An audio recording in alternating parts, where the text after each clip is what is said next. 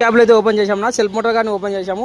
స్పీడామీటర్ cable అనేది damage అయింది. స్పీడామీటర్ reading అయితే చూపించలేదు. కేబుల్ అయితే ఓపెన్ చేశాను, కేబుల్ అయితే పోయింది. మనకు సెల్ఫ్కి వచ్చే బేరింగ్ అయితే పోయిందినా. వన్ వే క్లచ్ అయితే టోటల్ డ్యామేజ్ అయింది. మనమైతే క్లచ్ ప్లేట్లు అయితే మొత్తం ఓపెన్ చేయాలి. టోటల్గా అయితే మొత్తానికి అయితే ఓపెన్ చేసేసాంనా. బేరింగ్ అనేది టోటల్గా అయితే పగిలిపోయిందినా, చూడొచ్చు. మొత్తం ఏం లేదు, మొత్తం పగిలిపోయాయి. కొత్తది అయితే వేయాలి. మనకు రాయల్ ఎన్ఫీల్డ్లో ఎక్కువ ఈ ప్రాబ్లం అయితే చూడొచ్చునా. మెయిన్ బేరింగే పోయేది. మనకు సెల్ఫ్ అయితే మూవ్ కావట్లేదంటే మనకు బేరింగే పగిలిపోతుంది. బేరింగ్ అనేది లోకల్ అయితే ఇప్పించారు. మనం అయితే కంపెనీ అయితే ఆర్డర్ పెట్టాము.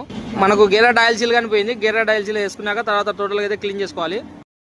మొత్తం అయితే క్లీన్ చేసాము. టోటల్గా అయితే క్లీనింగ్ అయితే అయిపోయింది. మనం అయితే క్లచ్ ప్లేట్లు మొత్తం మనకు చైన్ వచ్చేది మొత్తం అయితే క్లీన్ చేసాము. వన్ వే క్లచ్ వచ్చేసి మొత్తం సెట్ వచ్చేస్తాం. బేరింగ్ మనకు ఈ వీల్ మొత్తం వచ్చేస్తుంది. ఎందుకంటే పాత వీల్ అనేది మనకు టోటల్గా అయితే డ్యామేజ్ అయిపోయింది, కనపడుతుంది ఈ వీడియోలో చూడొచ్చు. ఈ వీల్ అయితే డ్యామేజ్ అయింది మొత్తం. ఈ రెండు వీల్ అయితే కొత్త పాతవి తీసేసాము. మనకు వచ్చేసి ఇదైతే కొత్తది వస్తుంది. ఈ వన్ వే క్లచ్ వచ్చేసి కంపెనీదినా. మొత్తం మనం కంపెనీ సామాన్లు తెప్పించేసాము. మొత్తం రాయల్ ఎన్ఫీల్డ్వే. టోటల్గా ఫిట్టింగ్ అయ్యాక లాస్ట్లో వీడియో అయితే పెడతాను.